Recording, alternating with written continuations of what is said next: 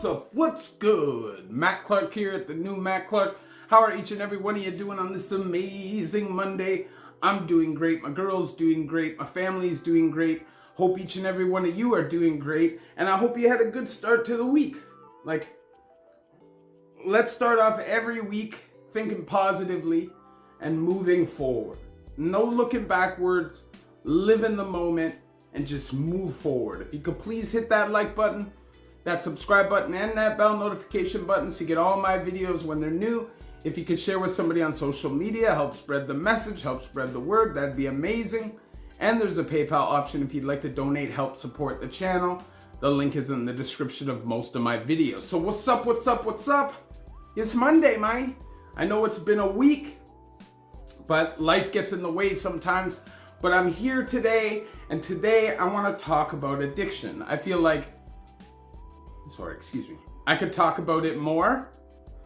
I feel like it's important to talk about it regularly, and that's why this video is going to be about the harsh realities of addiction.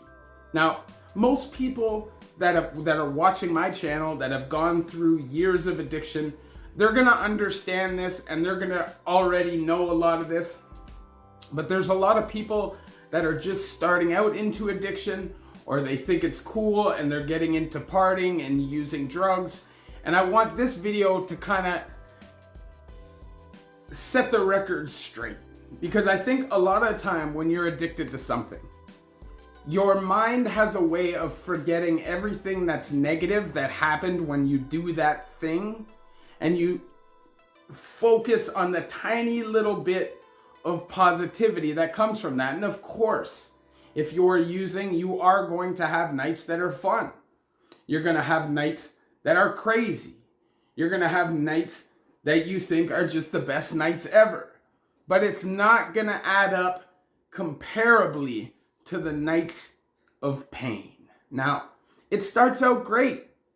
Anybody who knows when you first start out partying and using, it's great. You have all the confidence in the world. It hasn't quite affected the way you look yet. It hasn't affected the way you act yet. And it hasn't affected the way people look at you. When you're young, you're in high school or young adult, it is normal to experiment and use and just kind of live crazy. And people accept it. Right? Because most people will go through some kind of a phase in their life that they grow out of. And it's accepted that you do that when you're young. And when you're young, it'll give you things like reputation, things like going to prison or being the hard partier, the guy that can drink a lot or whatever it is. Those reputations when you're young are good.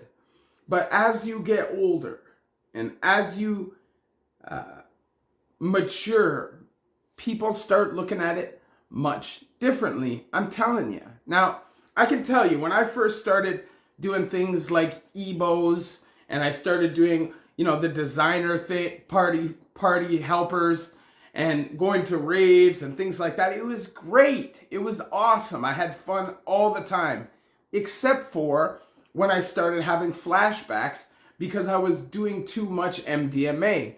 When I started having these weird feelings, like I was all of a sudden just blasted out of nowhere, despite the fact that I was sober. And that scared me enough to make me put down the designer drugs. But as I got into my addiction and as I grew older, things like sniffing lines and popping ecstasy turned into things like smoking rocks or injecting or smashing heroin or chasing the dragon. All these things that you never want to be associated with, especially if you're in the criminal lifestyle. As when you're coming up. Now, I know it's a little different now. I know that using specifically opioids has been commercialized in a way with lean and all that stuff now, or perkies and, stuff like that. But the reality is that takes you down a very, very dark road. And you might start off at the weaker end of the opioids, but as your addiction grows, you're going to need more And that's going to lead you into the hands of the darkness, whether that's heroin, whether that's fentanyl. It doesn't matter. They're both deadly. They're both crappy. They both build physical dependency very quickly. And in both cases, anytime you try them, dabble with them, you are playing with your life, and you are literally playing with your ability to live life. Even if you don't die from it, the addiction can tear you down. Now, I know if you go to most addicts and you look in their history, and most criminals, which there's a huge addiction problem across that population, all you're going to see is trauma. I guarantee it. There are exceptions, of course. There will be people that are addicts, deep addicts, that if you look in their history, they've had a good upbringing. But that is an exception. The reality is, most people that are doing drugs are doing them to bury something. They're trying to hide something. I don't know what that is, but it's typically trauma. Whether it's sexual abuse they experience, physical abuse, mental abuse, whether it is PTSD from a crazy experience that they had, a near-death experience, whether it's going to war and having PTSD from that, regardless what it is, even going to prison and having that experience and getting PTSD from that. If you look deep into an addict's history, in more cases than not, you're going to find trauma. And there's a reason why you're burying something. The problem is, when you use, you're okay with burying that. And you don't feel that pain. So it stays sleeping in hibernation. And as soon as you are sober, all those feelings are going to come back, whether it's on purpose sobriety, like going to jail, or going to rehab, or whether it's accidental sobriety, like going to jail. All of those feelings are going to come rushing back. And the only thing you're going to want to do is bury them again. Because the longer you bury them, the more traumatic and trauma you feel, the deeper the injuries and the mental trauma gets, and the harder it is to work on it in the long run.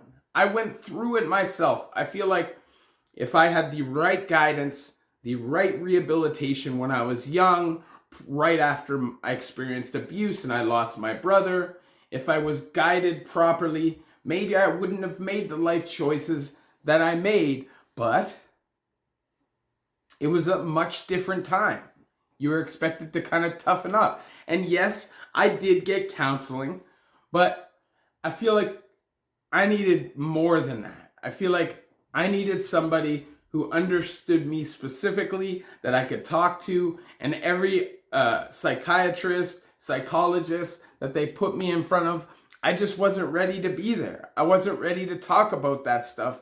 And that's because of the years in prison where I had buried it, and then the years in addiction where I had buried it even deeper. It's possible to change. It is possible to change the things that run through your mind.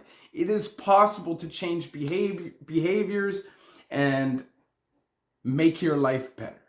This doesn't matter how deep you are. I'm telling you, I was bad. I've seen some bad things. I've seen people that were down and they're not down anymore. And I was down myself in some of the deepest and darkest addiction that any person can experience, putting my life on the line, putting my health on the line, putting my freedom on the line daily just to support that habit. That's deep, and that's a dark place to be in. You have to find out what is wrong with you. What is leading you to use, to drink, or to abuse whatever it is that you're abusing? What is it that is leading you to do that? You need to target that, and you need to work on that. Whether it's counseling, therapy, the church, whatever it is that works for you to help you get through that. And then after that, you can start working on the behaviors and the lifestyle choices and changes that you need in order to improve your life.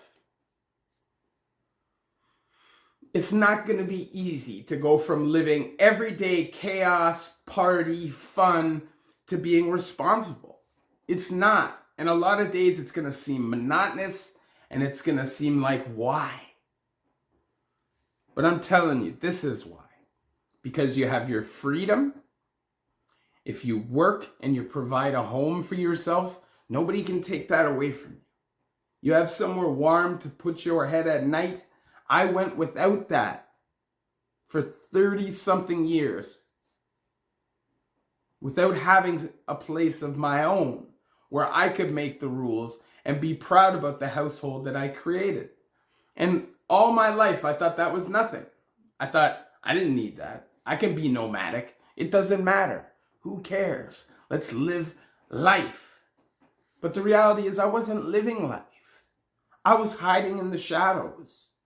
I'm living life way more now. Now, of course, everything got flipped upside down by the pandemic. But in reality, I love my life. I have an amazing relationship with a beautiful woman. My relationship with my family is so much better. I'm able to talk to them and just communicate and have a great bond with all of my family members and replace a lot of those damaged relationships that were damaged when I was younger because of my behaviors. I was able to make amends and move on past that. And now I'm at a place in my life where I don't have to feel bad. I don't. I made those choices in my past, yes. But the reality is, that's done now. There's nothing I can do about that. And if you experience trauma, that is done now. There's nothing you can do about that. So it's whether you want to move on and allow your life to get better, or you want to make yourself suffer, because we're the only ones that suffer. Doors will start closing around you. As you get older, people will start closing the doors. The bridges will burn. You'll become a liability. You won't be able to have friends because people will grow up. They have families, relationships. They build lives. They can't have the liability of somebody who's breaking the law or actively in addiction coming to their house. So those bridges are going to burn. And eventually, your family is going to get tired of it. They'll always love you, right? They'll love you. But are they going to keep helping you? I'm telling you from experience, no. People get tired of handouts. People get tired of feeling sorry for you, and it becomes a really, really lonely world. And the only person who can change that is the person that you look at in the mirror every day. So it's up to you. You can lay back, feel sorry for yourself, fall into the pits of addiction, and allow your life to fucking fall apart. Or you can decide to make changes, and that's what I did. I was literally watching everybody around me die. I was watching overdose after overdose after overdose. I was spending year after year after year in violent prisons or just prisons, which really, it doesn't matter if they're violent or not. They all suck. They're all taking your freedom away. And for what?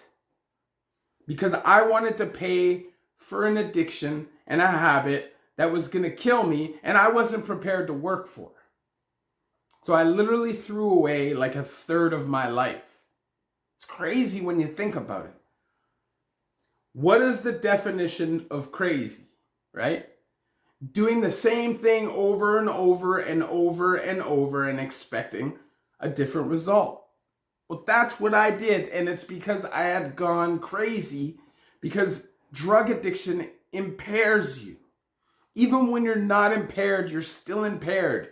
The chemicals aren't right, and it takes time after sobriety for all those things to get right. But I'm telling you, If you don't do it now, every year you wait and every year you bury that pain, it's just going to get worse and it's going to be harder in the long run to get away from it. Obviously, I share my stories with you guys so you guys don't have to go through these things yourselves. If I could snap my finger, nobody has to go through addiction, go to jail, do any of that, I would do that. But that's not a reality, especially in 2022. We know it's hard out here. Mental health is at an all-time high. People are just feeling lost and don't really know where the world is going. And I know that can lead to using. It's tough. People are in financial ruins. That can lead to using. Hopefully, people can watch my videos and just use my experience to know it's not worth it. It's just not. If you are still functional mentally and you are aware that you are struggling, but you're still aware, then there is hope. Because I was a write-off, 100% write-off. Everybody around me thought it was a wrap. There's no way I could turn my life around. And there's probably no way I'll ever even spend a year of freedom out in one go. Now, it's not over for me. There's still a battle, of course. But I'm stronger in my battle. I'm happier in my life. And I see hope. If you could please hit that like button, that subscribe button, and that bell notification button so you get all my videos when they're new. If you could share with somebody on social media, help spread the word, help spread the message, that'd be amazing. And there's a PayPal option if you'd like to donate, help support the channel. The link is in the description of most of my videos. Life is worth living no matter how hard it seems, because you only get one. Don't throw it away in prisons or trap houses. Either way. I'm telling you, if you're in the active use and you drop, overdose, 90% of people are going to step right over you and let you die, despite the fact they could have saved you. They're just too scared. They're nervous. I've seen it many times. Don't put your life or freedom in anybody else's hands. Beat that addiction. It's worth it. Love each and every one of you. The New Man Club.